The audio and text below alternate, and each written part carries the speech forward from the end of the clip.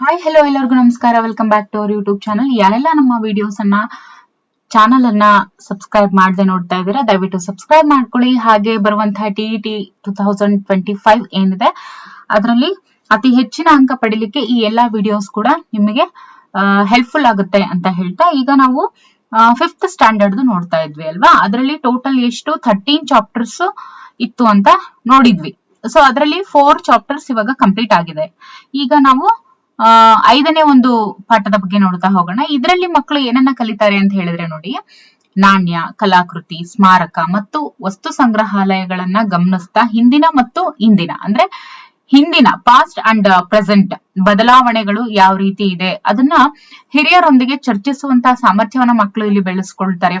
ಆಮೇಲೆ ಜೊತೆಗೆ ಎಕ್ಸಾಂಪಲ್ ಬಂದು ವ್ಯವಸಾಯ, ಹಬ್ಬಗಳ ಆಚರಣೆಗಳು, ಉಡುಪು ಮೀನ್ಸ್ ಬಟ್ಟೆ, ಸಾಮಗ್ರಿಗಳ ಬಳಕೆ, ಕಟ್ಟಡ ಕೆಲಸಗಳು, ಇವುಗಳೆಲ್ಲದ್ರ ಬಗ್ಗೆ ಮಕ್ಕಳಲ್ಲಿ ಅರಿವು ಮೂಡಿಸುವಂತದ್ದು. ಜೊತೆಗೆ ಸಮುದಾಯದ ಜೀವನ ಶೈಲಿ ಹೇಗಿರುತ್ತೆ, ವಿವಿಧ ರೀತಿಯ ಉದ್ಯೋಗಗಳನ್ನ ಮಕ್ಕಳು ಅರ್ಥ ಮಾಡ್ಕೊಳ್ತಾ ಹೋಗ್ತಾರೆ ಇದರಿಂದ. ಓಕೆ, ಅದ್ರ ಸಲುವಾಗಿ ಒಂದು ಪಾಠವನ್ನ ಇಟ್ಟಿರ್ತಾರೆ. ಸೊ ಇದ್ರ ಸಲುವಾಗಿ ನಾವು ಏನು MCQs ನೋಡ್ತಾ ಹೋಗೋಣ. ಮೊದಲನೇದಾಗಿ ಇವುಗಳಲ್ಲಿ ಇದು ಸಮುದಾಯದ ಲಕ್ಷಣ. ಓಕೆ, ಇವುಗಳಲ್ಲಿ ಇದು ಸಮುದಾಯದ ಲಕ್ಷಣವಾಗಿದೆ.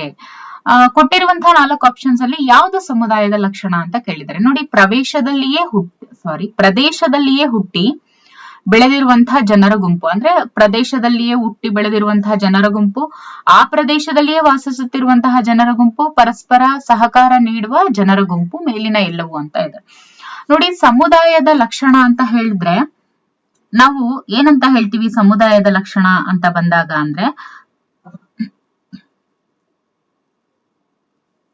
ಸಮುದಾಯ ಅಂತ ಬಂದಾಗ ಒಂದು ಪ್ರದೇಶದಲ್ಲಿ ಹುಟ್ಟಿ ಬೆಳೆದಿರುವಂತಹ ಜನರ ಗುಂಪನ್ನು ಕೂಡ ನಾವೇನಂತ ಹೇಳ್ತೀವಿ? ಸಮುದಾಯದ ಲಕ್ಷಣಕ್ಕೆ ಅದು ಕೂಡ ಕಾರಣ ಆಗುತ್ತೆ. ಓಕೆ, ಅದಾದ ನಂತರ ಆ ಪ್ರದೇಶದಲ್ಲಿನೇ ಅಂದ್ರೆ ಒಂದು ಪರ್ಟಿಕ್ಯುಲರ್ ಪ್ರದೇಶದಲ್ಲಿನೇ ವಾಸಿಸುತ್ತಿರುವಂತಹ ಜನರ ಗುಂಪು.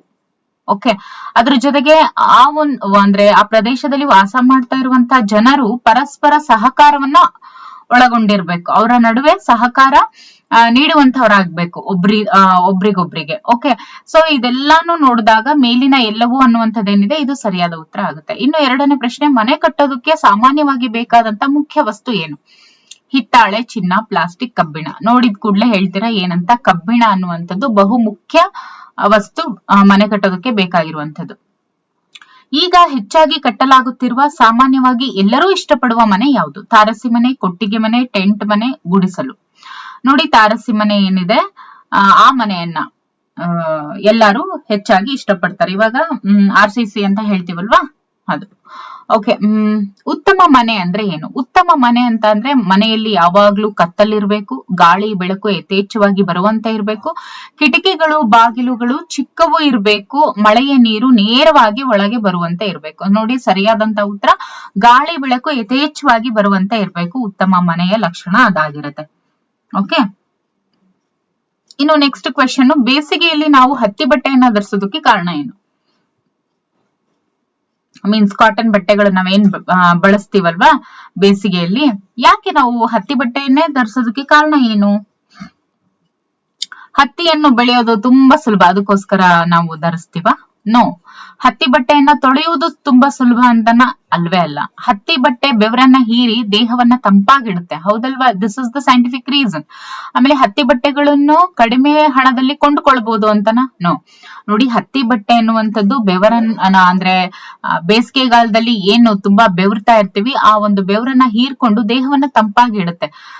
ಸೊ ದಟ್ಸ್ ವೈ ಹತ್ತಿ ಬಟ್ಟೆಯನ್ನ ಧರಿಸೋದಕ್ಕೆ ಕಾರಣ. ಇನ್ನು 6ನೇ ಪ್ರಶ್ನೆ, ಸೀಮಾಳು ನಗರದ ವಾಸವನ್ನ ಇಷ್ಟಪಡ್ತಾಳೆ, ಏನು ಕಾರಣ ಅದು? ನೋಡಿ, ಸೀಮಾ ನಗರವಾಸವನ್ನ ಇಷ್ಟಪಡ್ತಾಳೆ ಅಂದ್ರೆ ಅದಕ್ಕೆ ಕಾರಣ ನಗರದಲ್ಲಿ ಉತ್ತಮ ರಸ್ತೆಗಳು ಇರುತ್ತೆ, ಸಾರಿಗೆ ವ್ಯವಸ್ಥೆ ಉತ್ತಮವಾಗಿದೆ ಅಂತ, ಜೊತೆಗೆ ನಗರದಲ್ಲಿ ಅವಶ್ಯಕ ವಸ್ತುಗಳು ತಕ್ಷಣ ಸಿಗ್ತವೆ, ಬೇಕಾಗಿರುವಂತಹ ವಸ್ತುಗಳು. ಆಮೇಲೆ ಹೆಚ್ಚಿನ ವಿದ್ಯಾಭ್ಯಾಸ ಮತ್ತೆ ತರಬೇತಿಗೆ ಅಲ್ಲಿ ಸಾಕಷ್ಟು ಅವಕಾಶಗಳು ಇರ್ತವೆ. ಸೊ ಇವೆಲ್ಲವೂ ಕೂಡ ಕಾರಣ ಆಗುತ್ತೆ. ಓಕೆ, ಇನ್ನು 7ನೇ ಪ್ರಶ್ನೆ, ಸಂಕ್ರಾಂತಿ ಹಬ್ಬದಲ್ಲಿ ಎಳ್ಳು ಬೆಲ್ಲವನ್ನ ಸಾಮಾನ್ಯವಾಗಿ ಸೇವಿಸೋದಕ್ಕೆ ಕಾರಣ ಏನು? ಸಂಕ್ರಾಂತಿ ಹಬ್ಬವನ್ನ ಈಗ ಆಲ್ರೆಡಿ ಯಾರೆಲ್ಲ ಆಚರಣೆ ಮಾಡಿದಾರೆ ದಯವಿಟ್ಟು ಕಮೆಂಟ್ ಸೆಕ್ಷನ್ ಅಲ್ಲಿ ಕಮೆಂಟ್ ಮಾಡಿ. ಸಂಕ್ರಾಂತಿ ಹಬ್ಬದ ಸಮಯದಲ್ಲಿ ಎಳ್ಳು ಬೆಲ್ಲವನ್ನ ಸಾಮಾನ್ಯವಾಗಿ ಸೇವಿಸೋದಕ್ಕೆ ಕಾರಣ ನೋಡಿ, ಅಲ್ಲಿ ಸಾಮಾನ್ಯವಾಗಿ ಸೇವಿಸಲು ಕಾರಣ ಸಂಪ್ರದಾಯದ ಪಾಲನೆಗಾಗಿನ ಅಥವಾ ದೇಹದಲ್ಲಿ ಕೊಬ್ಬಿನ ಅಂಶವನ್ನ ಹೆಚ್ಚಿಸೋದಕ್ಕೋಸ್ಕರನ? ಸೊ ಯಾವುದು ಸರಿಯಾದ ಉತ್ತರ ಅಂತ ಹೇಳಿ ನೀವು ಕಮೆಂಟ್ ಅಲ್ಲಿ ತಿಳಿಸಿ. ಓಕೆ, ನಿಮ್ಮ ಉತ್ತರ ಸರಿಯಾಗಿದ್ರೆ ನಾನು ಕೂಡ ರಿಪ್ಲೈ ಮಾಡ್ತೇನೆ. ಮುಚ್ಚಿದ ಒಳಚರಂಡಿ ವ್ಯವಸ್ಥೆ, ಶುದ್ಧ ಕುಡಿಯುವ ನೀರಿನ ಪೂರೈಕೆ, ಹೊರವಲಯದ ವರ್ತುಲ ರಸ್ತೆ ವ್ಯವಸ್ಥೆ, ಇವು ಈ ಸಮುದಾಯದ ಲಕ್ಷಣಗಳಾಗಿವೆ. ನೋಡಿ, ಮುಚ್ಚಿದ ಒಳಚರಂಡಿ ವ್ಯವಸ್ಥೆ, ಆಮೇಲೆ ಶುದ್ಧ ಕುಡಿಯುವ ನೀರಿನ ಪೂರೈಕೆ, ಹೊರವಲಯದಲ್ಲಿರುವಂತಹ ವರ್ತುಲ ರಸ್ತೆ ವ್ಯವಸ್ಥೆ. ಸೊ ಇದು ಯಾವ ಸಮುದಾಯದ ಲಕ್ಷಣ ಅಂತ ಹೇಳಿದ್ರೆ ನಗರ ಸಮುದಾಯದ ಲಕ್ಷಣ ಆಗಿರುತ್ತೆ. ಓಕೆ, ಆಮೇಲೆ ಇವುಗಳಲ್ಲಿ ವಸ್ತು ಸಂಗ್ರಹಾಲಯದಲ್ಲಿ ನೋಡಬಹುದಾದಂತ ವಸ್ತು ಸಂಗ್ರಹಾಲಯದಲ್ಲಿ ಮಾತ್ರ ನೋಡಬಹುದಾದಂತ ವಸ್ತು. ನಾವೇನ್ ನೋಡ್ತೀವಿ, ವಸ್ತು ಸಂಗ್ರಹಾಲಯದಲ್ಲಿ ಏನ್ ಇಟ್ಟಿರ್ತಾರೆ, ಎಲ್ಲ ಹಿಂದಿನ ಕಾಲದ ವಸ್ತುಗಳನ್ನೇ ಇಟ್ಟಿರ್ತಾರೆ. ಸೊ ಅದನ್ನ ಇಲ್ಲಿ ಕೊಟ್ಟಿದ್ದಾರೆ. ಹಿಂದಿನ ಕಾಲದಲ್ಲಿ ಬಳಸುತ್ತಿದ್ದಂತಹ ವಸ್ತುಗಳು, ಹಿಂದಿನ ಕಾಲದ ಆಯುಧಗಳು ಮತ್ತೆ ವಿಗ್ರಹಗಳು, ಹಿಂದಿನ ಕಾಲದ ನಾಣ್ಯಗಳು ಮತ್ತು ಶಾಸನಗಳು ಅಂತ ಇದೆ. ಉತ್ತರ ಏನು? ಮೇಲಿನ ಎಲ್ಲವೂ ಕೂಡ ಈ ಒಂದು ಪ್ರಶ್ನೆಗೆ ಸರಿಯಾದಂತ ಉತ್ತರ. ರಾಮುವಿನ ಗ್ರಾಮದಲ್ಲಿ ಮಳೆ ತುಂಬಾ ಕಡಿಮೆ ಇರೋ ಕಾರಣ ಅವನು ಆಯ್ಕೆ ಮಾಡಿಕೊಳ್ಳಬಹುದಾದಂತ ಬೆಳೆಗಳು. ಈಗ ರಾಮುವಿನ ಗ್ರಾಮ ಏನಿದೆ ಅಲ್ಲಿ ಮಳೆ ತುಂಬಾ ಕಡಿಮೆ, ಹಾಗಾಗಿ ಅವನು ಚೆನ್ನಾಗಿ ಅಂದ್ರೆ ಬೆಳೆ ನಷ್ಟ ಆಗ್ಬಾರ್ದು ಅಂತ ಹೇಳಿದ್ರೆ ಆತ ಆಯ್ಕೆ ಮಾಡಿಕೊಳ್ಬೇಕಾದಂತಹ ಬೆಳೆಗಳು ಯಾವುವು ಅಂತ ಕೇಳಿದ್ದಾರೆ. ನೋಡಿ, ಕಡಿಮೆ ಮಳೆಯಲ್ಲಿ ಬೆಳೆಯುವಂತಹ ಬೆಳೆಗಳನ್ನ ಆತ ಆಯ್ಕೆ ಮಾಡ್ಕೋಬೇಕಾಗತ್ತೆ. ಹಾಗಾದ್ರೆ ಸರಿಯಾದಂತ ಉತ್ತರ ಏನು? ಅಡಿಕೆ ಮತ್ತು ತೆಂಗು, ಕಾಫಿ ಮತ್ತು ಮೆಣಸು, ಬಾಳೆ ಮತ್ತು ಕಬ್ಬು, ರಾಗಿ ಮತ್ತು ನವಣೆ ಅಂತ ಇದೆ. ಸೊ ಸರಿಯಾದಂತ ಉತ್ತರ ರಾಗಿ ಮತ್ತು ನವಣೆ. ಓಕೆ, ಬರಗಾಲದಲ್ಲಿ ಮಳೆ ಆಶ್ರಿತ ಭೂಮಿಯಲ್ಲಿ ಈ ಬೆಳೆಯನ್ನ ಬೆಳೆಯುವುದು ಕಷ್ಟ. ನೋಡಿ, ಬರಗಾಲದಲ್ಲಿ ಮಳೆಯನ್ನೇ ಅಂದ್ರೆ ಮಳೆ ಮೇಲೇನೆ ಡಿಪೆಂಡ್ ಆಗಿರುವಂತ ಬೆಳೆಯಲ್ಲಿ ಇಂಥ ಒಂದು ಬೆಳೆಯನ್ನ ಬೆಳೆಯುವುದು ಕಷ್ಟ. ಯಾವುದನ್ನ ಅಂದ್ರೆ ಕಬ್ಬು ಏನಿದೆ ಇದು ಮಳೆ ಇದ್ರೆ ಮಾತ್ರನೇ ಬೆಳೆಯುವಂತದ್ದು. ಓಕೆ, ಯಥೇಚ್ಛವಾಗಿ ನೀರು ಬೇಕು. ಸೊ ಹಾಗಾಗಿ ಬರಗಾಲದಲ್ಲಿ ಕಬ್ಬನ್ನ ಬೆಳೆಯೋದು ಕಷ್ಟ ಆಗುತ್ತೆ. ಜೇನು ಸಂಗ್ರಹಣೆ, ಬುಟ್ಟಿ ಹೆಣೆಯುವುದು, ಗೆಡ್ಡೆ ಗೆಣಸುಗಳು ಅಗೆಯುವುದು, ಬೇಟೆಯಾಡುವುದು, ಇವೆಲ್ಲ ಯಾವ ಸಮುದಾಯದ ಲಕ್ಷಣ ಅಂತ ಕೇಳಿದ್ದಾರೆ. ಇವೆಲ್ಲ ಗ್ರಾಮೀಣ ಸಮುದಾಯ, ಬುಡಕಟ್ಟು, ಯಾವುದು ಅಲ್ಲ ಅಂತ ಇದೆ. ನೋಡಿ, ಜೇನು ಸಂಗ್ರಹಣೆ ಮಾಡೋದಾಗಿರ್ಬೋದು, ಬುಟ್ಟಿ ಹೆಣೆಯೋದಾಗಿರ್ಬೋದು, ಗೆಡ್ಡೆ ಗೆಣಸನ್ನ ಅಗೆಯೋದಾಗಿರ್ಬೋದು, ಜೊತೆಗೆ ಬೇಟೆಯಾಡುವುದು, ಇವೆಲ್ಲ ಬುಡಕಟ್ಟು ಸಮುದಾಯದ ಲಕ್ಷಣಗಳಾಗಿರ್ತವೆ. ಓಕೆ, ಈ ಒಂದು ಪಾಠಕ್ಕೆ ಸಂಬಂಧಪಟ್ಟಂತೆ ಕೆಲವೊಂದು ಪ್ರಶ್ನೆಗಳನ್ನ ನೋಡೋಣ. ವಿವರಣಾತ್ಮಕ ಪ್ರಶ್ನೆಗಳು. ಇತ್ತೀಚಿನ ದಿನಗಳಲ್ಲಿ ಕೃಷಿಯಲ್ಲಿ ಇಳುವರಿ ಹೆಚ್ಚಾಗಿದೆ, ಹೇಳಿಕೆಯನ್ನ ಸಮರ್ಥಿಸಿ ಅಂತ ಇದೆ. ನೋಡಿ, ಈ ಇತ್ತೀಚಿನ ದಿನಗಳಲ್ಲಿ ಕೃಷಿಯಲ್ಲಿ ಇಳುವರಿ ಯಾಕೆ ಹೆಚ್ಚಾಗಿದೆ ಅಂತ ಅಂದ್ರೆ ಆಧುನಿಕ ಬೇಸಾಯ ಪದ್ಧತಿಯನ್ನ ಕೃಷಿಯಲ್ಲಿ ಅಳವಡಿಸಿಕೊಂಡಿರುವಂತದ್ದು, ಜೊತೆಗೆ ಉತ್ತಮ ಬೀಜಗಳು, ಜೊತೆಗೆ ರಸಗೊಬ್ಬರಗಳು, ಕೀಟನಾಶಕಗಳು, ಆಧುನಿಕ ನೀರಾವರಿ ಪದ್ಧತಿಯ ಬಳಕೆ, ಇವೆಲ್ಲವೂ ಸೇರಿ ಕೃಷಿಯಲ್ಲಿ ಇಳುವರಿ ಅನ್ನುವಂಥದ್ದು ಹೆಚ್ಚಾಗಿದೆ.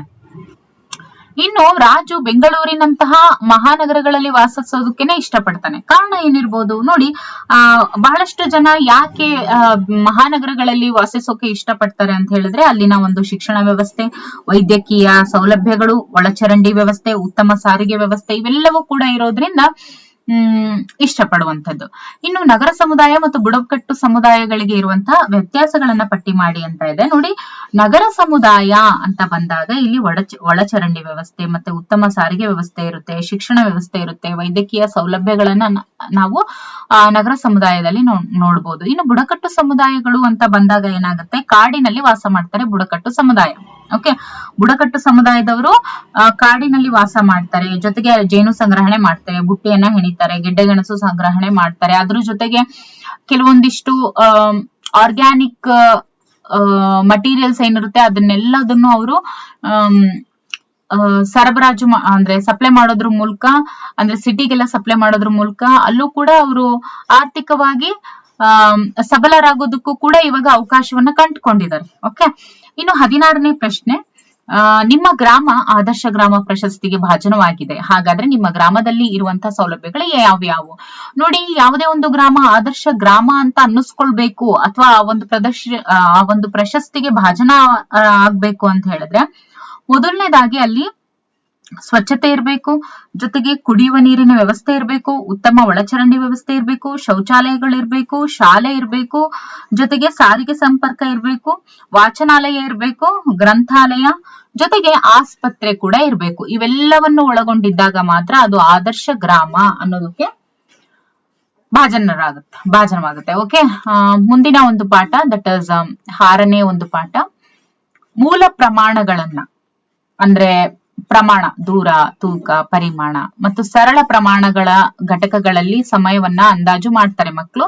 ಜೊತೆಗೆ ಸರಳ ಸಾಧನಗಳನ್ನ ಬಳಸಿ ತೇಲುವುದು, ಮಿಶ್ರಣ, ಆವಿಯಾಗುವಿಕೆ, ಮೊಳಕೆ ಒಡೆಯುವಿಕೆ, ಹಾಳಾಗುವಿಕೆ ಇತ್ಯಾದಿಗಳನ್ನ ಮಕ್ಕಳು ಪರಿಶೀಲಿಸುವಂತ ಸಾಮರ್ಥ್ಯವನ್ನ ಈ ಒಂದು ಪಾಠದಿಂದ ಕಲ್ತ್ಕೊಳ್ತಾ ಹೋಗ್ತಾರೆ. ಮೊದಲನೇದಾಗಿ ಈ ಒಂದು ಪಾಠಕ್ಕೆ ಸಂಬಂಧಪಟ್ಟಂತೆ ಮೊದಲನೇ MCQ ನ ನೋಡೋಣ. ದಟ್ ಇಸ್ ಆವಿಕರಣಕ್ಕೆ ಒಂದು ಉದಾಹರಣೆ. ಬಿಸಿಲಿನಲ್ಲಿ ಒಣಗಲು ಹಾಕಿರುವ ಬಟ್ಟೆಯು ಒಣಗುವುದು. ಮಳೆಯ ಹನಿಗಳು ನೆಲದ ಮೇಲೆ ಬೀಳುವುದು. ಇದು ಅಂತೂ ಅಲ್ವೇ ಅಲ್ಲ. ಗುಂಡಿಗಳಲ್ಲಿ ಮಳೆಯ ನೀರು ನಿಲ್ಲುವುದು ಅಲ್ಲ. ಒಣ ಬಟ್ಟೆಯು ನೀರನ್ನ ಹೀರಿಕೊಳ್ಳೋದು ಅಲ್ಲ. ನೋಡಿ, ಬಿಸಿಲಿನಲ್ಲಿ ನಾವು ಏನ್ ಮಾಡ್ತೀವಿ, ಬಟ್ಟೆಯನ್ನ ಹಾರಾಕ್ತಿವಿ, ಅದು ಒಣಗುತ್ತೆ. ಈ ಕ್ರಿಯೆ ಏನಿದೆ ಅದು ಆವೀಕರಣ ಪ್ರಕ್ರಿಯೆಗೆ ಒಂದು ಉದಾಹರಣೆ ಅಂತ ಹೇಳ್ಬೋದು. Okay, this is the right answer. ಎರಡನೇ ಪ್ರಶ್ನೆ, ಅಡುಗೆ ಮನೆ ತ್ಯಾಜ್ಯಕ್ಕೆ ಒಣಕಸವನ್ನ ಸೇರಿಸಬಾರ್ದು. ನೋಡಿ, ಅಡಿಗೆ ಮನೆ ತ್ಯಾಜ್ಯಕ್ಕೆ ಒಣಕಸವನ್ನ ನಾವು ಯಾಕೆ ಸೇರಬಾರ್ದು? ನೋಡಿ, ಇದ್ರ ಬಗ್ಗೆ ತುಂಬಾ ಅವೇರ್ ಆಗಿರ್ಬೇಕು. ನೋಡಿ, ಕಸದವರು ಬಂದಾಗ ಒಣ ಕಸ ಮತ್ತೆ ಹಸಿ ಕಸ ಬೇರೆ ಬೇರೆ ಮಾಡಿ ಅಂತ ಟಿವಿನಲ್ಲೆಲ್ಲ ಅಡ್ವರ್ಟೈಸ್ ಅನ್ನ ಕೊಡ್ತಾ ಇರ್ತಾರೆ. ಸೊ ಅದಕ್ಕೆ ಸೈಂಟಿಫಿಕ್ ರೀಸನ್ ಏನು? ಅಡುಗೆ ಮನೆ ತ್ಯಾಜ್ಯಕ್ಕೆ ಒಣಕಸವನ್ನ ಸೇರಿಸಬಾರ್ದು ಅಂತ ಹೇಳ್ತಾರೆ ಅಂದ್ರೆ ಇದರ ಅರ್ಥ ಒಣಕಸ ಮತ್ತೆ ಹಸಿ ಕಸ ಬೇರೆ ಬೇರೆ ಆಗಿಡ್ಬೇಕು ಅಂತ ಹೇಳ್ತಾರೆ ಅಂದ್ರೆ ಅದಕ್ಕೆ ಕಾರಣ ಏನಿರ್ಬೋದು? ಕಾರಣ ಏನು ಅಂತ ನೋಡೋಣ.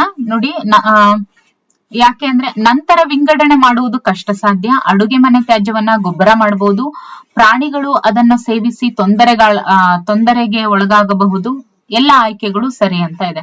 ಹೌದು, ಎಲ್ಲ ಆಯ್ಕೆಗಳು ಕೂಡ ಇಲ್ಲಿ ಸರಿ. ನೋಡಿ, ವಿಂಗಡಣೆ ಮಾಡೋದಕ್ಕೆ ಕಷ್ಟ ಆಗುತ್ತೆ. ಅಡುಗೆ ಮನೆ ತ್ಯಾಜ್ಯವನ್ನ ನಾವು ಗೊಬ್ಬರವಾಗಿ ಮಾಡಬಹುದು, ಅಂದ್ರೆ ಸಪರೇಟ್ ಆಗಿ ಕೊಡೋದ್ರಿಂದ. ಆಯ್ತಾ? ಹಾಗಾಗಿ ಸೇರಿಸಬಾರ್ದು. ಇನ್ನು ಪ್ರಾಣಿಗಳು ಅದನ್ನ ಸೇವಿಸಿ ತೊಂದರೆಗೊಳಗಾಗಬಹುದು. ಅಂದ್ರೆ ಒಣ ಕಸದಲ್ಲಿ ಏನಾದ್ರೂ ಪ್ಲಾಸ್ಟಿಕ್, ಕೆಲವೊಂದು ರಬ್ಬರ್ ಮಟೀರಿಯಲ್ಸ್ ಅವೆಲ್ಲ ಇದ್ದಾಗ ಏನಾಗುತ್ತೆ, ಪ್ರಾಣಿಗಳು ತೊಂದರೆಗೆ ಒಳಗಾಗಬಹುದು. ಹೌದಲ್ವಾ? ಈಗ ಒಂದ್ ಸಿಂಪಲ್ ಎಕ್ಸಾಂಪಲ್ ಅಂತ ಹೇಳಿದ್ರೆ, ಇವಾಗ ಇಲಿ ಹಿಡಿಯೋದಕ್ಕೆ ಒಂದ್ ರ್ಯಾಟ್ ಮ್ಯಾಟ್ ಅಂತ ಸಿಗುತ್ತೆ. ಅದು ತುಂಬಾ ಗಮ್ ಇರುತ್ತೆ ಅದ್ರೊಳಗಡೆ. ಅದನ್ನ ನಾವೇನ್ ಮಾಡ್ತೀವಿ, ಅದನ್ನ ಹಸಿ ಕಸದೊಳಗಡೆ ಅಂದ್ರೆ ಎರಡು ಮಿಕ್ಸ್ ಮಾಡಿ ಹಾಕ್ಬಿಟ್ಟಾಗ ಏನಾಗುತ್ತೆ, ಯಾವುದೇ ಒಂದು ಜೀವಿಗೆ ಅಂದ್ರೆ ಈ ಬೆಕ್ಕು ಆಗಿರ್ಬೋದು ಅಥವಾ ಯಾವ್ದೋ ಒಂದು ಅಳಿಲು ಈ ರೀತಿ ನೆಲದ ಮೇಲೆ ತೆವಳಾಡ್ಕೊಂಡು ಹೋಗುವಂತ ಅವು ಎಲ್ಲ ಸಿಕ್ಕಾಕೊಂಡು ತೊಂದರೆಗೀಡಾಗ್ಬೋದು. ಸೊ ಎಲ್ಲ ಆಯ್ಕೆಗಳು ಏನಿದೆ ರೈಟ್ ಆನ್ಸರ್ ಅಂತ ಹೇಳ್ಬೋದು. ಇನ್ನು ಮುಂದಿನ ಒಂದು ಪ್ರಶ್ನೆ, ಇವುಗಳಲ್ಲಿ ಉತ್ಪತನ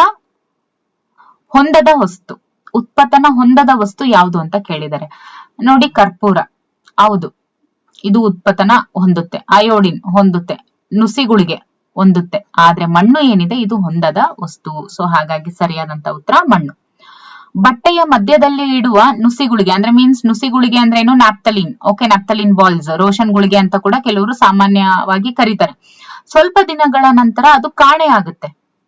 ಈ ಒಂದು ಕ್ರಿಯೆಗೆ ಒಂದು ಉದಾಹರಣೆಯನ್ನ ಕೊಡಿ. ಆವಿಕರಣ, ಉತ್ಪತನ, ಸಾಂದ್ರೀಕರಣ, ಪ್ಲವನತೆ ಅಂತ ಇದೆ. ಉತ್ಪತನ ಅಂತ ಅಂದ್ರೇನು? ಸಬ್ಲಿಮೇಷನ್ ಅಂತ ಹೇಳ್ತೀವಿ. ಓಕೆ, ನುಸಿಗುಳಿಗೆ ಅಂದ್ರೆ ಸಾಲಿಡ್ ಇರೋದು without coming into liquid state ಅದೇನಾಗುತ್ತೆ, ಗ್ಯಾಸಿಯಸ್ ಸ್ಟೇಟ್ ಗೆ ಫಾರ್ಮ್ ಆಗುವಂಥದ್ದು. ಓಕೆ, ಪ್ರತಿದಿನ ಅಮ್ಮ ಹಸಿ ಹಾಲನ್ನ ಕಾಯಿಸ್ಕೊಡೋದಕ್ಕೆ ಕಾರಣ ಏನು?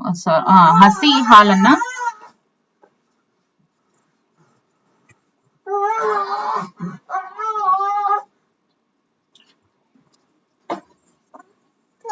ನೋಡಿ, ಪ್ರತಿದಿನ ಅಮ್ಮ ಹಸಿ ಹಾಲನ್ನ ಕಾಯಿಸಿಡಲು ಕಾರಣ ಏನು? ಈಗ ಮನೇಲಿ ಹಾಲು ತರ್ತಾರೆ ಅಲ್ವಾ, ಬೆಳಗ್ಗೆ ಹೊತ್ತು ಹಾಲನ್ನ ತಗೋತಾರೆ. ಆ ಹಾಲನ್ನ ಕಾಯಿಸಿ ಇಡ್ತಾರೆ. ಯಾಕೆ ಕಾಯಿಸಿ ಇಡ್ತಾರೆ? ಯಾಕೆ ನೋಡಿ, ಹಾಲು ಕೆಡದಂತೆ ಸಂರಕ್ಷಿಸಲು, ಹಾಲಿನಲ್ಲಿ ಇರುವ ನೀರಿನ ಅಂಶ ಆವಿ ಆಗೋದಕ್ಕೆ, ಹಾಲಿನಲ್ಲಿರುವ ಉಪಯುಕ್ತ ಬ್ಯಾಕ್ಟೀರಿಯಾಗಳು ಸಾಯ್ಬೇಕು ಅಂತ, ರುಚಿ ಹೆಚ್ಚಾಗುವುದು ಅಂತ. ನೋಡಿ, ಹಸಿ ಹಾಲನ್ನ ಕಾಯಿಸಿಡೋದಕ್ಕೆ ಪ್ರಮುಖವಾಗಿ ಮುಖ್ಯ ಕಾರಣ ಏನು ಅಂತ ಅಂದ್ರೆ ಅದು ಕೆಡಬಾರ್ದು. ಸೊ ಕೆಡದೆ ಇರೋ ತರ ಪ್ರಿಸರ್ವ್ ಮಾಡ್ಲಿಕ್ಕೆ ಅದನ್ನ ಏನ್ ಮಾಡ್ತಾರೆ, ಹಾಲನ್ನ ಕಾಯಿಸ್ತಾರೆ. ಓಕೆ, ಇನ್ನು 6ನೇ ಪ್ರಶ್ನೆ, ರಾಜು ಅಂಗಡಿಗೆ ಹೋಗಿ ಬಿಸ್ಕತ್ತಿನ ಪೊಟ್ಟಣವನ್ನ ಕೊಂಡನು. ಅವನು ಮುಖ್ಯವಾಗಿ ಗಮನಿಸಬೇಕಾದಂತ ಅಂಶ ಏನು? ಬಿಸ್ಕತ್ತಿನ ಸಂಖ್ಯೆ, ತಯಾರಿಸಿದ ದಿನಾಂಕ, ಬಿಸ್ಕತ್ತಿನ ಆಕಾರ ಮತ್ತು ಮುಕ್ತಾಯದ ದಿನಾಂಕ ಅಂತ ಇದೆ. ಏನ್ ಮಾಡ್ಬೇಕು? ಫಸ್ಟ್ ಗಮನಿಸಬೇಕಾದಂತ ಅಂಶ ಯಾವುದು ಅಂತ ಹೇಳಿದ್ರೆ ಮುಕ್ತಾಯದ ದಿನಾಂಕ, ಎಕ್ಸ್ಪೈರಿ ಡೇಟ್ ಯಾವಾಗ ಅಂತ ಹೇಳಿ ನೋಡ್ಕೊಂಡು ತಗೊಂಡ್ ಬರ್ಬೇಕು. ಇನ್ನು 7ನೇ ಪ್ರಶ್ನೆ, ರಾಮುವು ಪ್ರತಿದಿನ ಸುಮಾರು ಬೆಳಗ್ಗೆ 6 ಗಂಟೆಗೆ ಎದ್ದು ತನ್ನ ಕೆಲಸಗಳನ್ನ ಪ್ರಾರಂಭಿಸ್ತಾನೆ. ನಂತರ ರಾತ್ರಿ 9ರ ಸುಮಾರಿಗೆ ನಿದ್ದೆಗೆ ಜಾರ್ತಾನೆ. ಹಾಗಾಗಿ ರಾಮು ಪ್ರತಿದಿನ ಎಚ್ಚರವಿದ್ದಂತ ಸಮಯ ಯಾವುದು ಅಂತ ಕೇಳಿದರೆ ನೋಡಿ, ಪ್ರತಿದಿನ ಸುಮಾರು ಬೆಳಗ್ಗೆ 6 ಗಂಟೆಗೆ ಎದ್ದೇಳ್ತಾನೆ. ಯಾರು? ರಾಮು ಏನಿದಾನೆ ಅವನು 6 ಗಂಟೆಗೆ ಎದ್ದು ತನ್ನ ಕೆಲಸಗಳನ್ನ ಪ್ರಾರಂಭಿಸ್ತಾನೆ. ದಿನದ 24 ಗಂಟೆಗಳಲ್ಲಿ 6 ಗಂಟೆಗೆ ಅವನು ಎದ್ದೇಳ್ತಾನೆ. ನಂತರ ರಾತ್ರಿ 9 ಗಂಟೆಗೆ ಅವನು ನಿದ್ದೆ ಮಾಡ್ತಾನೆ. ಸೊ ಅಲ್ಲಿಂದ ಅಲ್ಲಿಗೆ ಎಷ್ಟೊತ್ತಾಗುತ್ತೆ? 6ರಿಂದ 6 ಗಂಟೆಗೆ ಎಷ್ಟಾಯ್ತು? 12 ಅವರ್ಸ್ ಆಯ್ತು. ಅವ್ನ್ ಮತ್ತೆ 9 ಗಂಟೆಗೆ ಮಲ್ಕೋತಾನೆ ಅಂದ್ರೆ 6 ಅಂದ್ರೆ 12 + 3 ಎಷ್ಟಾಯ್ತು? 15 ಆಯ್ತು. ಸೊ ಏನು 15 ಗಂಟೆ ಅವನು ಎಚ್ಚರವಿರುವಂತ ಸಮಯ. ಓಕೆ. ನೀರು ತುಂಬಿದ ಪಾತ್ರೆಯಲ್ಲಿ ಬ್ಲೇಡ್ ಅನ್ನ ಲಂಬವಾಗಿ ನಾವು ಇಟ್ಟಾಗ ಮುಳುಗೋದಕ್ಕೆ ಕಾರಣ ಏನು? ನೋಡಿ, ನೀರು ತುಂಬಿರುವಂತಹ ಪಾತ್ರೆನಲ್ಲಿ ನಾವು ಅಗಲವಾಗಿ ಇಟ್ರೆ ಅದು ತೇಲುತ್ತೆ, ಆದ್ರೆ ನಾವು ಲಂಬವಾಗಿ ಇಟ್ಟಾಗ ಅದು ಮುಳುಗೋದಕ್ಕೆ ಕಾರಣ ಏನು? ಅದರದ್ದು ಏಕಮಾನ ವಿಸ್ತೀರ್ಣಕ್ಕೆ ಬೀಳುವ ರಾಶಿಯು ಕಡಿಮೆ ಇರುತ್ತದೆ. ನೀರಿನ ಸಾಂದ್ರತೆಯಷ್ಟೇ ಸಾಂದ್ರತೆ ಇದೆ. ಏಕಮಾನ ವಿಸ್ತೀರ್ಣಕ್ಕೆ ಬೀಳುವ ರಾಶಿ ಹೆಚ್ಚಾಗಿರುತ್ತೆ, ಯಾವುದು ಅಲ್ಲ ಅಂತ ಇದೆ. ನೋಡಿ, ನೀರು ತುಂಬಿರುವಂತಹ ಪಾತ್ರೆಯಲ್ಲಿ ಬ್ಲೇಡ್ ಅನ್ನ ನಾವು ಲಂಬವಾಗಿ ಮೀನ್ಸ್ ಈ ತರ ಸ್ಟ್ರೇಟ್ ಆಗಿ ಇಟ್ಟಾಗ ಅದು ಏನಾಗುತ್ತೆ? ಮುಳುಗುತ್ತೆ. ಅದಕ್ಕೆ ಕಾರಣ ಏನು ಅಂತ ಹೇಳಿದ್ರೆ ಏಕಮಾನ ವಿಸ್ತೀರ್ಣಕ್ಕೆ ಬೀಳುವ ರಾಶಿ ಏನಾಗಿರುತ್ತೆ? ಅದು ಹೆಚ್ಚಾಗಿರುತ್ತೆ. ಓಕೆ, ಏಕಮಾನ ವಿಸ್ತೀರ್ಣಕ್ಕೆ ಬೀಳುವಂತ ರಾಶಿ ಏನಾಗಿರುತ್ತೆ? ಅದು ಹೆಚ್ಚಾಗಿರುತ್ತೆ, ಹಾಗಾಗಿ ಅದು ಮುಳುಗುತ್ತೆ. ಓಕೆ. ನೀರಿನಲ್ಲಿ ಜೀವಿಸುವ ಸಸ್ಯಗಳ ಎಲೆಗಳು ತುಂಬಾ ಅಗಲವಾಗಿ ಇರ್ತವೆ. ನೋಡಿ, ನೀರಿನಲ್ಲಿ ನೀವೆಲ್ಲ ನೋಡಿ, ನೀರಿನಲ್ಲಿ ಯಾವೆಲ್ಲ ಸಸ್ಯಗಳು ಅಂದ್ರೆ ಹೈಡ್ರೋಫೈಟ್ಸ್ ಏನೇನಿರುತ್ತೆ ಅವನ್ನೆಲ್ಲ ನೀವು ನೋಡಿದಾಗ ಎಲೆಗಳು ಬಹಳನೇ ಅಗಲವಾಗಿರುತ್ತೆ. ಫಾರ್ ಎಕ್ಸಾಂಪಲ್ ತಾವರೆ ಹೂವು. ಓಕೆ, ಯಾಕೆ ಅಂತ ಕೇಳಿ, ಅಂದ್ರೆ ಇಲ್ಲಿ ಯಾಕೆ ಅಂತ ಕೇಳಿದ್ರೆ what is the reason behind it ಅಂದ್ರೆ ಇದಕ್ಕೆ ಸೈಂಟಿಫಿಕ್ ರೀಸನ್ ಏನು ಅಂತ ಹೇಳಿದ್ರೆ ಬಾಷ್ಪ ವಿಸರ್ಜನೆ ಕಡಿಮೆ ಮಾಡೋದಕ್ಕೆ, ನೀರಿನಲ್ಲಿ ಚೆನ್ನಾಗಿ ಕಾಣೋದಕ್ಕೆ, ನೀರಿನಲ್ಲಿ ತೇಲುವಂತೆ ಮಾಡೋದಕ್ಕೆ, ಬಾಷ್ಪ ವಿಸರ್ಜನೆ ಹೆಚ್ಚು ಮಾಡೋದಕ್ಕೆ ಅಂತ ಇದೆ. ಎಸ್, ಈ ಟ್ರಾನ್ಸ್ಪಿರೇಷನ್ ಅಂತ ಏನ್ ಹೇಳ್ತೀವಿ, ಬಾಷ್ಪ ವಿಸರ್ಜನೆ, ಇದನ್ನ ಹೆಚ್ಚಾಗಿ ಅಂದ್ರೆ ಇದು ಹೆಚ್ಚಾಗಬೇಕು ಅನ್ನೋ ಕಾರಣಕ್ಕೋಸ್ಕರ ನೀರಿನಲ್ಲಿ ಇರುವಂತಹ ಜೀವಿಸುವಂತಹ ಸಸ್ಯಗಳ ಎಲೆಗಳು ಯಾವಾಗ್ಲೂ ಅಗಲವಾಗಿರುತ್ತೆ. Okay, clear? ಓಕೆ, ಮುಂದಕ್ಕೆ ಹೋಗೋಣ. ಮುಂದಿನ ಪ್ರಶ್ನೆ, ಅಮ್ಮ ಉಪ್ಪಿನಕಾಯಿಗೆ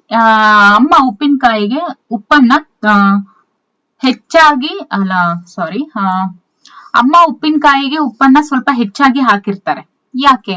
ಉಪ್ಪನ್ನು ಹೆಚ್ಚಾಗಿ ಬೆರೆಸುವುದರಿಂದ ರುಚಿ ಹೆಚ್ಚಾಗುತ್ತೆ. ಹಾಳಾಗದಂತೆ ಹೆಚ್ಚು ದಿನಗಳ ಕಾಲ ಶೇಖರಿಸಿಡೋದಕ್ಕೆ ಉಪ್ಪನ್ನ ಹೆಚ್ಚಾಗಿ ಸೇವಿಸುವುದು ಆರೋಗ್ಯಕ್ಕೆ ಒಳ್ಳೆಯದು. ಉಪ್ಪು ಅನ್ನುವಂಥದ್ದು ಅಗ್ಗದ ವಸ್ತು ಅಂತ ಹೇಳಿ. ನೋಡಿ, ನಾವು ಉಪ್ಪು ಹಾಕೋದ್ರಿಂದ ಇದು ಪ್ರಿಸರ್ವೇಟಿವ್ ಆಗಿ ಆಕ್ಟ್ ಮಾಡುತ್ತೆ. ಉಪ್ಪು ಪ್ರಿಸರ್ವೇಟಿವ್ ಆಗಿರೋದ್ರಿಂದ ಹಾಳಾಗದಂತೆ ಹೆಚ್ಚು ದಿನಗಳ ಕಾಲ ಶೇಖರಣೆ ಮಾಡೋದಕ್ಕೋಸ್ಕರ ಉಪ್ಪನ್ನ ಬಳಸ್ತಾರೆ. ನೆಕ್ಸ್ಟ್, ಮುಂದಿನ ಪ್ರಶ್ನೆ, ಇತ್ತೀಚಿನ ದಿನಗಳಲ್ಲಿ ವೈದ್ಯರು ಸಿರಿಧಾನ್ಯಗಳನ್ನ ಬಳಕೆ ಮಾಡಿ ಅಂತ ಹೇಳ್ತಾ ಇದ್ದಾರೆ, ಹೌದಲ್ವಾ? ಇದಕ್ಕೆ ಕಾರಣ ಏನು? ಹೆಚ್ಚು ಪೋಷಕಾಂಶಗಳನ್ನ ಅದು ಒಳಗೊಂಡಿದೆ ಅಂತ, ಹೆಚ್ಚು ತಂಪು ವಾಯುಗುಣದಲ್ಲಿಯೇ ಬೆಳೆಯಲಾಗುತ್ತೆ ಅಂತ, ಹೆಚ್ಚು ಕೀಟನಾಶಕ ಗೊಬ್ಬರ ಹಾಕಿ ಬೆಳಿತಾರೆ ಅಂತ, ಹೆಚ್ಚು ನೀರನ್ನ ಬಳಸಿ ಬೆಳೆಯಲಾಗುತ್ತೆ ಅಂತ. ನೋಡಿ, ಇವು ಸಿರಿಧಾನ್ಯಗಳು ಏನಿದೆ ಅವು ಹೆಚ್ಚು ಪೋಷಕಾಂಶಗಳನ್ನ ಒಳಗೊಂಡಿದೆ. ಸೊ ಆದ ಕಾರಣ ವೈದ್ಯರು ಸಿರಿಧಾನ್ಯಗಳನ್ನ ಬಳಕೆ ಮಾಡಿ ಅಂತ ಹೇಳ್ತಾ ಇದ್ದಾರೆ. ಓಕೆ, ಇನ್ನು ವಿವರಣಾತ್ಮಕ ಪ್ರಶ್ನೆಗಳು ನೋಡ್ತಾ ಹೋಗೋಣ. ನೀರು ತುಂಬಿದ ಜಾಡಿಯಲ್ಲಿ ಕಲ್ಲು ಹಾಕಿದಾಗ ಆಗುವಂತ ಪರಿಣಾಮವನ್ನ ವಿವರಿಸಿ ಅಂತ ಇದೆ. ನೀರು ತುಂಬಿದ ಜಾಡಿ, ಓಕೆ, ಅದ್ರಲ್ಲಿ ನಾವು ಕಲ್ಲು ಹಾಕಿದಾಗ ಏನ್ ಪರಿಣಾಮ ಉಂಟಾಗುತ್ತೆ ಅಂತ ಕೇಳಿದರೆ, ನೋಡಿ, ಕಲ್ಲು ತುಂಬಿದ ನಾವು ಕಲ್ಲು ಅನ್ನುವಂಥದ್ದು ಫಸ್ಟ್ ಏನಾಗುತ್ತೆ? ನೀರು ತುಂಬಿದ ಜಾಡಿಯಲ್ಲಿ ಕಲ್ಲನ್ನ ಹಾಕಿದಾಗ ಏನಾಗುತ್ತೆ? ಕಲ್ಲು ನೀರಲ್ಲಿ ಮುಳುಗುತ್ತೆ. ಓಕೆ, ಮುಳುಗುತ್ತೆ ಹೊರತು ಅದು ಕರಗೋದಿಲ್ಲ. ಓಕೆ, ಕಲ್ಲೇನಾಗುತ್ತೆ? ಅದು ಮುಳುಗುತ್ತೆ ಹೊರತು ಕರಗೋದಿಲ್ಲ. ಅವಾಗ ನೀರಿನ ಮಟ್ಟ ಏರಿಕೆ ಆಗುತ್ತೆ. ಅವಾಗ ಕಲ್ಲಿನ ಗಾತ್ರದಲ್ಲಿ ಕೂಡ ಅಂದ್ರೆ ಕಲ್ಲಿನ ಗಾತ್ರ ಎಷ್ಟಿರುತ್ತೋ ಅಷ್ಟು ಗಾತ್ರದಷ್ಟು ನೀರು ಹೊರಗಡೆ ಹೋಗುತ್ತೆ. ಇಷ್ಟೇ ಅಂದ್ರೆ ಓಕೆ. ಅದು ಇವಾಗ ನೀರು ತುಂಬಿದ ಜಾಡಿ, ಇವಾಗ ಒಂದು ನೀರಿದೆ, ಈಗ ಒಂದ್ ಸಣ್ಣದ್ ಬೌಲ್ ಅಂತ ಕನ್ಸಿಡರ್ ಮಾಡಿ. ಇಲ್ಲಿ ಜಾಡಿ ಅಂತ ಕೊಟ್ಟಿದ್ದಾರೆ. ಈಗ ಇದು ಒಂದು ಬೌಲ್ ಅಂತ ಅನ್ಕೊಳ್ಳಿ, ಅಥವಾ ಒಂದು ಲೋಟ ಅಂತ ನೀವು ಕನ್ಸಿಡರ್ ಮಾಡ್ಕೊಳ್ಳಿ. ಈಗ ಒಂದು ಒಂದು ಇಷ್ಟು ಸೈಜಿನ ಕಲ್ಲನ್ನ ನೀವು ಇದ್ರೊಳಗೆ ಹಾಕ್ತೀರಾ ಅಂದ್ರೆ ಇದ್ರೊಳಗಡೆ ಆಲ್ರೆಡಿ ನೀರ್ ತುಂಬಿದೆ. ಅವಾಗ ನೀವು ಈ ಕಲ್ಲನ್ನ ನೀವು ಇದ್ರೊಳಗಡೆ ಹಾಕಿದಾಗ ಅದ್ರಿಂದ ಕಲ್ಲು ಒಳಗೋಗಿದ್ದಕ್ಕೆ ಅದ್ ನೀರ್ ಏನ್ ಎಕ್ಸ್ಟ್ರಾ ಹೊರಗಡೆ ಹೋಗುತ್ತಲ್ವಾ, ಆ ಗಾತ್ರದಷ್ಟೇ ನೀರು ಹೊರಗಡೆ ಹೋಗಿರುತ್ತೆ. ಇದನ್ನ ನೀವು ಮುಂದೆ ಆರ್ಕಿಮಿಡಿಸ್ ಪ್ರಿನ್ಸಿಪಲ್ ಇದನ್ನೇ ಹೇಳೋದು, ಅದನ್ನು ನೀವು ಕಲಿತಾ ಹೋಗ್ತೀರಾ. ಓಕೆ, ನೀರಿನಲ್ಲಿ ಬೆಂಡು, ಮರದ ತುಂಡು ಮುಂತಾದ ವಸ್ತುಗಳು ಯಾಕೆ ತೇಲ್ತವೆ ಅಂತ ಕೇಳಿದರೆ, ನೋಡಿ ಏಕಮಾನ ವಿಸ್ತೀರ್ಣದಲ್ಲಿ ಕಡಿಮೆ ರಾಶಿ ಇರುವಂತಹ ವಸ್ತುಗಳು ಏನಾಗ್ತವೆ, ಅವು ತೇಲ್ತವೆ. ಇವೆಲ್ಲ ಏನು, ಈ ಬೆಂಡು ಆಮೇಲೆ ಮರದ ತುಂಡು ಇವೆಲ್ಲ ವಸ್ತುಗಳ ಗಾತ್ರ ಹೆಚ್ಚಾಗಿ ಇರ್ಬೋದು. ಎಷ್ಟೇ ಗಾತ್ರ ಹೆಚ್ಚಾದ್ರೂ ಸಾಂದ್ರತೆ ಏನಾಗಿರುತ್ತೆ, ಡೆನ್ಸಿಟಿ ಅಂತ ಏನ್ ಹೇಳ್ತೀವಿ, ಅದು ಕಡಿಮೆ ಆಗಿರುತ್ತೆ. ಸೊ ಹಾಗಾಗಿ ನೀರಿನ ಮೇಲೆ ಅದು ತೇಲುತ್ತೆ. ಆವಿಯಾಗುವಿಕೆ ಅಂದ್ರೆ ಏನು, ನೀರು ಆವಿಯಾಗುವ ಸಂದರ್ಭಗಳನ್ನ ವಿವರಿಸಿ ಅಂತ ಇದೆ. ನೋಡಿ, ಆವಿಯಾಗುವಿಕೆ ಅಂದ್ರೆ ಏನು, ದ್ರವ ಅನ್ನುವಂಥದ್ದು ಶಾಖ ಅಥವಾ ಉಷ್ಣದ ಪರಿಣಾಮದಿಂದ ದ್ರವ ಸ್ಥಿತಿಯಿಂದ ಅನಿಲ ಸ್ಥಿತಿಗೆ ಬದಲಾಗುವಂತದ್ದನ್ನ ನಾವು ಆವಿಯಾಗುವಿಕೆ ಅಂತ ಕರಿತೀವಿ. ಸೂರ್ಯನ ಶಾಖಕ್ಕೆ ನದಿಯ ನೀರು, ಬೆಂಕಿಯ ಶಾಖಕ್ಕೆ ಪಾತ್ರೆಯಲ್ಲಿ ಇರುವಂತಹ ನೀರು ಆವಿಯಾಗೋದಕ್ಕೆ ಇದಕ್ಕೆ ಸಂದರ್ಭದ ಒಂದು ಉದಾಹರಣೆಗಳು ಅಂತ ಹೇಳ್ಬೋದು. ಓಕೆ, ಅಂದ್ರೆ ಇಲ್ಲಿ ನೀರು ಆವಿಯಾಗುವಂತಹ ಸಂದರ್ಭಗಳನ್ನ ವಿವರಿಸಿ ಅಂತ ಹೇಳಿದರೆ, ನೋಡಿ ಸೂರ್ಯನ ಶಾಖಕ್ಕೆ ನದಿಯ ನೀರು ಆವಿ ಆಗುತ್ತೆ. ಆಮೇಲೆ ಬೆಂಕಿಯ ಶಾಖಕ್ಕೆ ಪಾತ್ರೆಯಲ್ಲಿ ಇರುವಂತಹ ನೀರು ಆವಿ ಆಗುವಂತದ್ದು ಸಂದರ್ಭದ ಮೂಲಕ ವಿವರಣೆ ಅಂತ ಹೇಳ್ಬೋದು.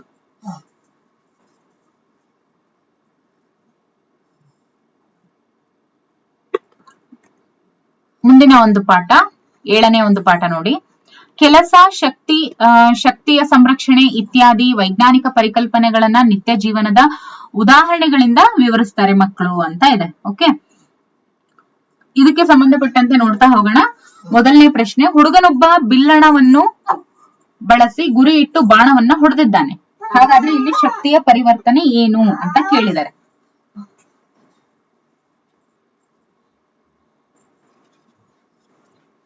ಓಕೆ, ಇಲ್ಲಿ ಶಕ್ತಿಯ ಪರಿವರ್ತನೆ ಏನು ಅಂತ ಕೇಳಿದ್ದಾರೆ.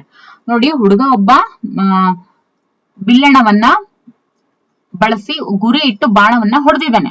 ಹಾಗಾದ್ರೆ ಇಲ್ಲಿ ಶಕ್ತಿಯ ಪರಿವರ್ತನೆ ಏನಾಗಿದೆ ಅಂದ್ರೆ ಯಾವ ಎನರ್ಜಿಗೆ ಕನ್ವರ್ಟ್ ಆಗಿದೆ ಅಂತ ಹೇಳ್ಬೇಕು.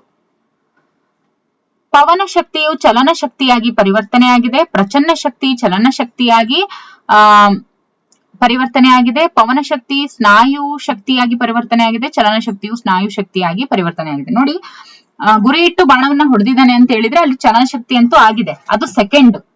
ಆದ್ರೆ ಅಲ್ಲಿವರೆಗೂ ಸ್ಟೋರ್ ಮಾಡ್ಕೊಂಡಿರ್ತಾವನು, ಅಂದ್ರೆ ಅಲ್ಲಿವರೆಗೂ ಎನರ್ಜಿ ಸ್ಟೋರ್ ಆಗಿರುತ್ತೆ. ಸೊ ದಟ್ ಅದನ್ನ ನಾವ್ ಏನಂತ ಹೇಳ್ತೀವಿ, ಪ್ರಚನ್ನ ಶಕ್ತಿ ಅಂತ ಹೇಳ್ತೀವಿ. ಸೊ ಪ್ರಚನ್ನ ಶಕ್ತಿ ಅಂದ್ರೇನು, ಪೊಟೆನ್ಶಿಯಲ್ ಎನರ್ಜಿ ಏನಾಗಿದೆ ಇಲ್ಲಿ ಕೈನೆಟಿಕ್ ಎನರ್ಜಿ ಆಗಿ ಪರಿವರ್ತನೆ ಆಗಿದೆ. ಪ್ರಚನ್ನ ಶಕ್ತಿ ಚಲನ ಶಕ್ತಿಯಾಗಿ ಪರಿವರ್ತನೆ ಆಗಿದ್ದೆ ಅನ್ನುವಂಥದ್ದು ಸರಿಯಾದಂತ ಉತ್ತರ. ಓಕೆ, ವಿದ್ಯುತ್ ಇಸ್ತ್ರಿ ಪೆಟ್ಟಿಗೆಯು ಸ್ವಿಚ್ ಹಾಕಿದಾಗ ಬಿಸಿ ಆಗುತ್ತೆ. ಅಲ್ಲಿ ಆದಂತ ಶಕ್ತಿಯ ಪರಿವರ್ತನೆ ಏನು, ನೋಡಿ ಇಸ್ತ್ರಿ ಪೆಟ್ಟಿಗೆ ಇದೆ, ಅದು ಸ್ವಿಚ್ ಹಾಕಿದಾಗ ಬಿಸಿ ಆಗುತ್ತೆ. ಸೊ ಹಾಗಾದ್ರೆ ಅಲ್ಲಿ ಏನು ಕಾರಣ ಅಂತ ನೋಡಿದಾಗ ವಿದ್ಯುತ್ ಶಕ್ತಿಯು ಉಷ್ಣ ಶಕ್ತಿಯಾಗಿ ಪರಿವರ್ತನೆ ಆಗಿದೆ. ಸ್ನಾಯು ಶಕ್ತಿಯು ಉಷ್ಣ ಶಕ್ತಿಯಾಗಿ ಪರಿವರ್ತನೆ ಆಗಿದೆ. ಉಷ್ಣ ಶಕ್ತಿಯು ಸ್ನಾಯು ಶಕ್ತಿಯಾಗಿ ಪರಿವರ್ತನೆ ಆಗಿದೆ. ಉಷ್ಣ ಶಕ್ತಿಯು ವಿದ್ಯುತ್ ಶಕ್ತಿಯಾಗಿ ಪರಿವರ್ತನೆ ಆಗಿದೆ ಅಂತ ಇದೆ. ನೋಡಿ, ಇಲ್ಲಿ ವಿದ್ಯುತ್ ಶಕ್ತಿ ಏನಿದೆ ಅದು ಉಷ್ಣ ಶಕ್ತಿಯಾಗಿ ಪರಿವರ್ತನೆ ಆಗಿದೆ. ನಾವು ಇವಾಗ ವಿದ್ಯುತ್ ಇಸ್ತ್ರಿ ಪೆಟ್ಟಿಗೆ, ಓಕೆ, ಇಲ್ಲಿ ವಿದ್ಯುತ್ ಆಲ್ರೆಡಿ ಇದೆ. ಇಲ್ಲಿ ಇಸ್ತ್ರಿ ಪೆಟ್ಟಿಗೆ ಏನಾಗುತ್ತೆ, ಹೀಟ್ ಆಗುತ್ತೆ. ಇಸ್ತ್ರಿ ಪೆಟ್ಟಿಗೆ ಕೆಲಸ ಏನು, ಹೀಟ್ ಆಗೋದು. ಸೊ ಇಲ್ಲಿ ಅಂದ್ರೆ ವಿದ್ಯುತ್ ನಾವು ಸ್ವಿಚ್ ಆನ್ ಮಾಡ್ತೀವಿ, ಇಲ್ಲಿ ಸ್ವಿಚ್ ಆನ್ ಮಾಡಿದಾಗ ಅದು ಹೀಟ್ ಆಗಿ ಕನ್ವರ್ಟ್ ಆಗುತ್ತೆ. ಸೊ ದಟ್ ವಿದ್ಯುತ್ ಶಕ್ತಿಯು ಉಷ್ಣ ಶಕ್ತಿಯಾಗಿ ಪರಿವರ್ತನೆ ಆಗಿದೆ ಅನ್ನುವಂಥದ್ದು ಏನಿದೆಯಲ್ಲ, ಇದು ಸರಿಯಾದಂತ ಉತ್ತರ. ರಾಸಾಯನಿಕ ಶಕ್ತಿಯನ್ನ ವಿದ್ಯುತ್ ಶಕ್ತಿಯನ್ನಾಗಿ ಪರಿವರ್ತಿಸುವಂತಹ ಸಾಧನ ಯಾವುದು?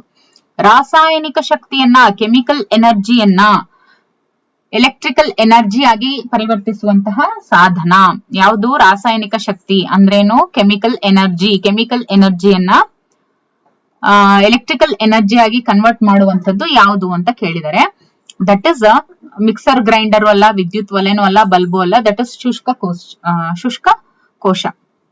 4ನೇ ಪ್ರಶ್ನೆ, ಭೂಮಿಯ ಮೇಲಿನ ಎಲ್ಲಾ ಶಕ್ತಿಗಳ ಮೂಲ ಯಾವುದು? ನೀರು, ಗಾಳಿ, ಯಂತ್ರ, ಸೂರ್ಯ. ನೋಡಿದ ಕೂಡ್ಲೆ ಹೇಳ್ತೀರಾ ಎಲ್ಲಾ ಶಕ್ತಿಗೂ ಮೂಲ ಆಕಾರ ಅಂತ ಹೇಳಿದ್ರೆ ಅದು ಸೂರ್ಯ. ಓಕೆ, ಅದನ್ನ ಸೌರಶಕ್ತಿ ಅಂತಾನೆ ನಾವು ಹೇಳ್ತೀವಿ. ಓಕೆ, ಇನ್ನು ಅಣೆಕಟ್ಟಿನಲ್ಲಿ ಸಂಗ್ರಹವಾಗಿರುವ ನೀರು ಈ ಶಕ್ತಿಗೆ ಉದಾಹರಣೆ. ಅಂದ್ರೆ ಅಣೆಕಟ್ಟು ನೀರನ್ನ ಸ್ಟೋರ್ ಮಾಡ್ಕೊಂಡಿರುತ್ತೆ. ಸೊ ಸ್ಟೋರೇಜ್ ಅಂದ್ರೆ ಸ್ಟೋರ್ ಮಾಡ್ಕೊಂಡಿರುತ್ತೆ, ಅಲ್ಲಿ ಸ್ಟೋರೇಜ್ ಎನರ್ಜಿ ಸ್ಟೋರ್ ಮಾಡ್ಕೊಂಡಿರೋದಕ್ಕೆ ಹಿಡಿದಿಟ್ಕೊಂಡಿರುವಂತದ್ದು ನಾವೇನಂತ ಕರಿತೀವಿ, ಪ್ರಚನ್ನ ಶಕ್ತಿ ಅಂತ ಹೇಳ್ತೀವಿ ಅಂತ ಮೊದಲನೇದ್ರಲ್ಲೇ ಹೇಳಿದ್ವಿ. ಸೊ ದಟ್ ಪ್ರಚನ್ನ ಶಕ್ತಿ ಅನ್ನುವಂಥದ್ದು ಸರಿಯಾದಂತ ಉತ್ತರ. ಅಂಗೈಗಳನ್ನು ಪರಸ್ಪರ ಉಜ್ಜಿದಾಗ ಸ್ನಾಯು ಶಕ್ತಿಯು ಈ ಶಕ್ತಿಯಾಗಿ ಬದಲಾಗುತ್ತೆ. ಯಾವುದು? ಉಷ್ಣ ಶಕ್ತಿ, ಚಲನ ಶಕ್ತಿ, ಯಾಂತ್ರಿಕ ಶಕ್ತಿ, ರಾಸಾಯನಿಕ ಶಕ್ತಿ. ನೋಡಿ, ನಾವು ಎರಡನ್ನು ಉಜ್ಜಿದಾಗ ಅಲ್ಲಿ ಏನ್ ಕ್ರಿಯೇಟ್ ಆಗುತ್ತೆ? ಬಿಸಿ ಅನ್ನೋದು ಕ್ರಿಯೇಟ್ ಆಗುತ್ತೆ. ಸೊ ಅದನ್ನ ನಾವೇನಂತ ಕರಿತೀವಿ? ಉಷ್ಣ ಶಕ್ತಿ ಅಂತ ಹೇಳಿ ಕರಿತೀವಿ. ಓಕೆ.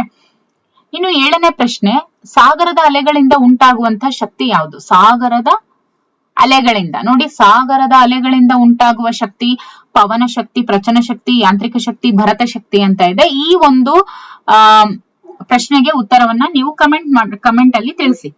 ಓಕೆ. ಸಾಗರದ ಅಲೆಗಳಿಂದ ಉಂಟಾಗುವಂತ ಶಕ್ತಿ ಯಾವುದು ಅಂತ. ಉಷ್ಣ ವಿದ್ಯುತ್ ಸ್ಥಾವರದಲ್ಲಿ ಇದನ್ನು ಉರುವಲಾಗಿ ಬಳಸ್ತಾರೆ. ಉಷ್ಣ ವಿದ್ಯುತ್ ಸ್ಥಾವರದಲ್ಲಿ ಉರುವಲಾಗಿ ಯಾವುದನ್ನ ಬಳಸ್ತಾರೆ? ವಿದ್ಯುತ್, ಡೀಸೆಲ್, ಸೌದೆ, ಕಲ್ಲಿದ್ದಲು ಅಂತ ಇದೆ. ಓಕೆ. ಸರಿಯಾದ ಉತ್ತರ ಏನು ಅಂತ ಹೇಳಿದ್ರೆ ಕಲ್ಲಿದ್ದಲನ್ನ ಉರುವಲಾಗಿ ಬಳಸ್ತಾರೆ. ಓಕೆ. ಈ ಪ್ರಶ್ನೆಗಳಿಗೆ ಉತ್ತರಿಸಿ. ದಿನನಿತ್ಯ ಗಮನಿಸುವಂತಹ ಶಕ್ತಿಯ ವಿಧಗಳನ್ನ ಪಟ್ಟಿ ಮಾಡಿ ಅಂತ ಇದೆ. ನೋಡಿ, ಸ್ನಾಯು ಶಕ್ತಿ, ಉಷ್ಣ ಶಕ್ತಿ, ವಿದ್ಯುತ್ ಶಕ್ತಿ, ಯಾಂತ್ರಿಕ ಶಕ್ತಿ ಇವೆಲ್ಲವೂ ಕೂಡ ನಿತ್ಯ ಗಮನಿಸುವಂತಹ ಶಕ್ತಿಯ ವಿಧಗಳು. ನಾವು ಸ್ನಾಯು ಶಕ್ತಿಯನ್ನ ಹೇಗೆ ಹೆಚ್ಚಿಸಿಕೊಳ್ಳಬಹುದು ಅಂತ ಇದೆ. ನೋಡಿ, ಸ್ನಾಯು ಶಕ್ತಿಯನ್ನ ಮಸಲ್ ಪವರ್ ಅಂತ ಹೇಳ್ಬೋದು. ಓಕೆ. ಈ ಒಂದು ಮಸಲ್ ಪವರ್ ಅನ್ನ ನಾವು ಅಥವಾ ಈ ಒಂದು ಎನರ್ಜಿಯನ್ನ ಯಾವ ರೀತಿ ಹೆಚ್ಚಿಸ್ಕೋಬಹುದು ಅಂತ ಹೇಳಿದ್ರೆ ಪೌಷ್ಟಿಕ ಆಹಾರ ಸೇವನೆ ಮಾಡೋದ್ರಿಂದ, ಜೊತೆಗೆ ನಿತ್ಯ ವ್ಯಾಯಾಮ ಮಾಡೋದ್ರಿಂದ, ಮತ್ತೆ ದೈಹಿಕವಾಗಿ ಚಟುವಟಿಕೆಯಿಂದ ಇರೋದ್ರಿಂದ. ಓಕೆ. ಮತ್ತೆ ವಿವಿಧ ರೀತಿಯ ಶಕ್ತಿಗಳನ್ನ ಉಳಿಸಲು ಕೈಗೊಳ್ಳಬಹುದಾದಂತ ವಿಧಾನಗಳನ್ನ ಪಟ್ಟಿ ಮಾಡಿ ಅಂತ ಇದೆ. ವಿವಿಧ ರೀತಿಯ ಶಕ್ತಿಗಳನ್ನ ಉಳಿಸ್ಕೊಳ್ಬೇಕು. ಕೆಲವೊಂದಿಷ್ಟು ಶಕ್ತಿಗಳು ಏನಿದಾವೆ ಅವು ಮಾನವ ಸಂಪನ್ಮೂಲ ಆಗಿ ಕೆಲಸ ಮಾಡ್ತವೆ. ಸೊ ದಟ್ ಅಂತವುಗಳನ್ನ ನಾವು ಯಾವ ರೀತಿ ರಕ್ಷಿಸ್ಕೊಳ್ಬಹುದು ಅಂತ ಹೇಳಿದ್ರೆ ಸಾರ್ವಜನಿಕ ಸೇವೆ ಬಳಸೋದ್ರ ಮುಖಾಂತರ, ಇಂಧನಗಳನ್ನ ಪೋಲಾಗದೆ ಇರುವಂತೆ ತಡೆಯೋದ್ರ ಮೂಲಕ, ಆಮೇಲೆ ಶಕ್ತಿಯನ್ನ ಎಷ್ಟು ಬೇಕೋ ಅಷ್ಟೇ ಉಪಯೋಗಿಸ್ಕೊಳ್ಳೋದ್ರ ಮೂಲಕ. ಫಾರ್ ಎಕ್ಸಾಂಪಲ್, ಇವಾಗ ಫ್ಯಾನ್ ನಮ್ಗೆ ಉಪಯೋಗ ಇಲ್ಲ ಅಂತ ಅಂದಾಗ ನಾವು ರೂಮಿಂದ ಆಚೆ ಬರ್ಬೇಕಾದ್ರೆ ಆಫ್ ಮಾಡುವಂತದ್ದಾಗಿರ್ಬೋದು. ಓಕೆ. ಸೌರಶಕ್ತಿ ಮುಂತಾದ ಪರ್ಯಾಯ. ಆಮೇಲೆ ನಾವು ಇವಾಗ ಇಂಧನವನ್ನ ಉಳಿಸ್ಬೇಕು ಅಂತ ಹೇಳಿದ್ರೆ ಇವಾಗ ನೋಡಿ, ಸ್ನಾನ ಮಾಡೋದಕ್ಕೆ ಇವಾಗ ಸೋಲಾರ್ ಹಾಕ್ಸಿದ್ರೆ ಅದು ಕೂಡ ಹೆಲ್ಪ್ಫುಲ್ ಆಗುತ್ತೆ. ಹೌದಲ್ವಾ? ಇವಾಗ ನೋಡಿ, ಕರೆಂಟ್ ಬಿಲ್ಲು ಅಲ್ಲಿ ವಿದ್ಯುತ್ ಶಕ್ತಿಯನ್ನ ಉಳಿಸಬಹುದು ಸೌರಶಕ್ತಿಯನ್ನ ಉಪಯೋಗಿಸ್ಕೊಳ್ಳೋದ್ರ ಮೂಲಕ. ಸೊ ಈ ರೀತಿಯಾಗಿ ಪರ್ಯಾಯ ಇಂಧನಗಳನ್ನ ನಾವು ಹೆಚ್ಚು ಬಳಸೋದ್ರಿಂದ ಉಳಿಸ್ಕೊಳ್ಳೋದಕ್ಕೆ ಕೈಗೊಳ್ಳಬಹುದಾದಂತ ವಿಧಾನಗಳು ಅಂತ ಹೇಳ್ಬೋದು. ಓಕೆ. ಮುಂದಿನ ಒಂದು ಪಾಠ, ದಟ್ ಇಸ್ 8ನೇ ಒಂದು ಪಾಠ.